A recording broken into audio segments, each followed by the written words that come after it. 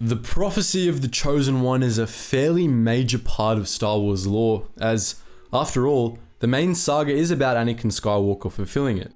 The prophecy functioned as a sort of savior myth for the Jedi, which generally followed the same lines most iterations of the Chosen One trope do in other fictional works. But while the prophecy of the Chosen One is pretty well known, far fewer fans are familiar with the Sith's counterpart to the legend.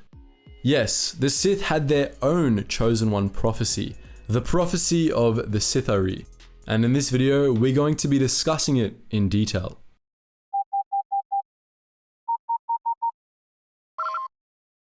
Attention, Sergeant on deck! The Sith'ari will be free of limits. The Sith'ari will lead the Sith and destroy them. The Sith'ari will raise the Sith from the dead and make them stronger than before. This was how Sauzur Sin, the first shadow hand of the old Sith Empire, translated the prophecy of the Sith'ari, the perfect being, in around 6900 BBY. The actual prophecy had been written long before that, but that was the first time it had been recorded. Previously, the Geetsly, the ruling priest caste of the ancient Sith, had deemed it too sacred to be put into writing and passed it down orally from generation to generation. They had kept the legend alive for tens of thousands of years before the coming of Sin and her comrades, the self-proclaimed Lords of the Sith, dutifully awaiting the day when the Sith'ari would come and change the course of history. Let's take a step back. The term Sith'ari was an ancient one, roughly translating to overlord, and dated back to around 27,700 years before the Battle of Yavin. In those days, Korriban had been newly discovered by the Rakata of the Infinite Empire, who wanted to claim the planet's native Sith as a slave species. But for the first time in their history, the Rakata met substantial resistance on Korriban. The armies of the Sith fought back with a tenacity that they weren't prepared for, and that not even the greatest of their legions could overcome. The resilience of the Sith resistance, the Rakata soon learned, was due to the Sith's faith in their leader, King Adas. The Sith in those days were a contentious and brutal people with great strength in the Force and a tendency to lead toward the dark side. For millennia, they had been divided into countless warring kingdoms, or rather, they had been before Adas came onto the scene.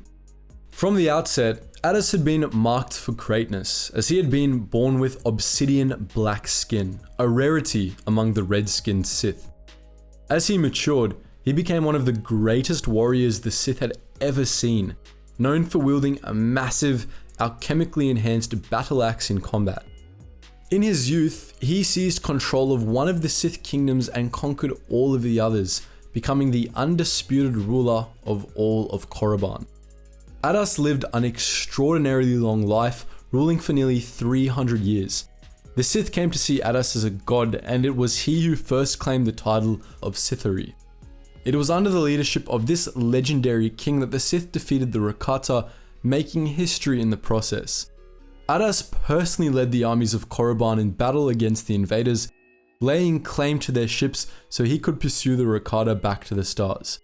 He succeeded in driving the Rakata from Sith space altogether, but the attempt cost him his life. After Adas's death, the Sith fractured.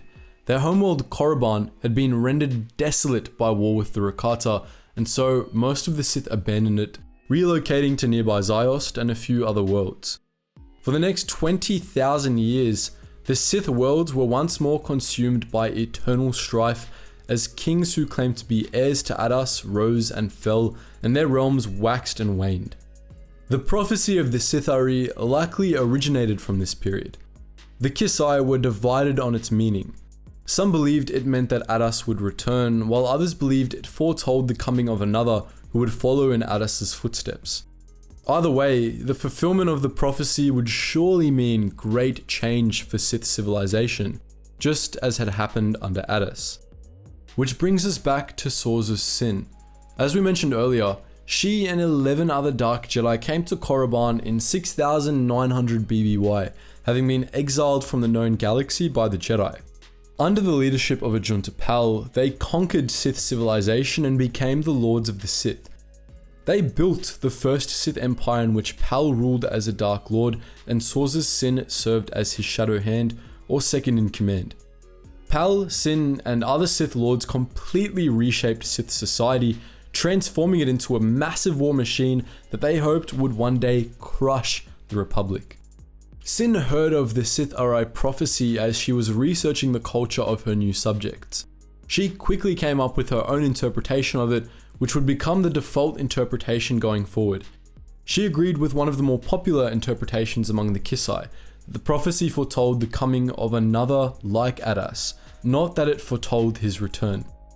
As she interpreted it, this perfect being would break free from the limitations placed upon them, following which they would come to rule the Sith, destroy the Sith, and bring them back from the dead in a more powerful form. Naturally, Sin immediately leapt to the conclusion that the prophecy foretold the coming of exiles to Korriban. After all, the Sith Lords had broken free of the limits the Jedi Council had placed on them. They had seized control of the Sith and destroyed their old civilization, on the ruins of which they built an empire stronger than any prior Sith civilization. Thus, the Sith'ari must have been one of the exiles, likely either Ajunta Pal or Sin herself, as she determined. But it wasn't quite that simple. As we all know, neither Pal nor Sin were the last great Sith Lords, nor the last to completely transform the Sith. Dozens of immensely powerful Dark Lords rose and fell over the course of the next 7,000 years, and pretty much all of them thought they were the Sith'ari. As you might expect from the Sith, most major figures in Sith history thought they were a match for the prophesized perfect being for various reasons. Naga Sadow, the Dark Lord who first led the Sith Empire to war against the Republic, believed he would become the Sith'ari by conquering the galaxy. Exar Kun, Darth Vishit, and Darth Ruin were all held to be candidates for the title due to the dramatic changes they made to the Sith orders of their time. Kun was considered to have been responsible for bringing the Sith back from death. Vishit believed himself to have been a god, free from all limits. Ruin's divisive teachings nearly destroyed his own Sith order, and yet his new Sith went on to nearly destroy the Republic. All seemingly matched parts of the prophecy. Darth Bane, the Dark Lord who came up with the rule of two, was perhaps the best candidate for a Sith who had destroyed the Order and then brought it back from death. Darth Sidious, on the other hand, considered himself to be the only Sith to have been free from limitations due to the undisputed power of his galactic empire. Darth Plagueis, who considered himself a scientist and a staunch materialist, saw the prophecy of the Sith'ari as superstitious nonsense, but even he thought that the prophecy seemed, quote, uniquely specific to the actions he was taking. In his own words, which echoed the thoughts of virtually every notable Sith Lord before him, "If the robes of the Sith'ari fit, I see no reason not to claim them." Naturally, this begs the question of who was actually the Sith'ari. Were any of the potential claimants to the title uniquely qualified? Did the prophecy allude to multiple Sith'ari as some believed? Or perhaps, was the whole thing a load of Sith? The answer is that the prophecy was indeed alluding to one specific being, and not one that some might expect. The true Sith'ari was none other than Darth Bane. Though this might come as a bit of a surprise to some, this is actually the confirmed answer to the question in Legends, though in universe, there were still a good many Sith with their own theories. In a general sense, Bane really was the perfect being from the Sith perspective. He was one of the few Sith Lords who genuinely believed in the ideology of the Sith, which he saw as one of personal freedom. Bane understood the dark side better than anyone before him, and this understanding led him to develop the Sith Grand Plan. As we all know, the Grand Plan was what allowed the Sith to finally take over the entire galaxy, all thanks to Bane's reforms. But of course, there was more to the prophecy of Sith'ari than just being a good Sith Lord. Bane, however, met all other criteria of the prophecy as well. To start, in his own way, Bane really was free of limits. Though Darth Sidious argued that he didn't fit this criterion because he still had to account for the rule of the Republic, Bane saw the Republic as having no power over him. He was concerned entirely with personal power, the strength the dark side granted him as an individual, and while he was dedicated to the Sith cause, others only concerned him insofar as they affected him. From his point of view, he had no masters and therefore no limits. Bane defined his life as a story of moving past limitations, in fact. On his homeworld, he freed himself of his abusive father by crushing his heart through the Force. He freed himself of the hard labor of the mines by joining the Sith army, and from the whims of his foolish superiors by joining the Academy on Korriban. As a Sith Lord in training, he slew his first rivals and then his master, and then, in the 7th Battle of Ruusan, he tricked the rest of the Sith into wiping themselves out with a thought bomb. Bane destroyed all who dared to try and impose limits on him, and he reigned unchallenged as Dark Lord of the Sith for 20 years. As we just mentioned, Bane led the previous incarnation of the Sith, the Brotherhood of Darkness, into the battle on Ruusan, where he also destroyed them. Seeing the Brotherhood as weak and a betrayal of what it actually meant to be a Sith, Bane tricked them into destroying themselves, leaving himself as the last Sith Lord alive. He then went on to raise the Sith from the dead by founding the Order of Sith Lords, becoming its first Dark Lord and taking Darth Xana as his first apprentice. Lastly, by implementing the rule of two, Darth Bane did indeed make the Sith stronger than ever before. As Bane rightly observed, the dark side of the Force was like venom. The more concentrated it became, the more powerful it was, and vice versa. The history of the Sith showed that whenever there were more than two Sith, it weakened the Order, as lesser Sith tended to band together to kill stronger masters. As Bane saw it, this led to a dilution of the strength of the dark side, something that he was determined to put a stop to. His reforms concentrated the power of the dark side in as few individuals as possible, allowing his Sith to be as powerful as possible.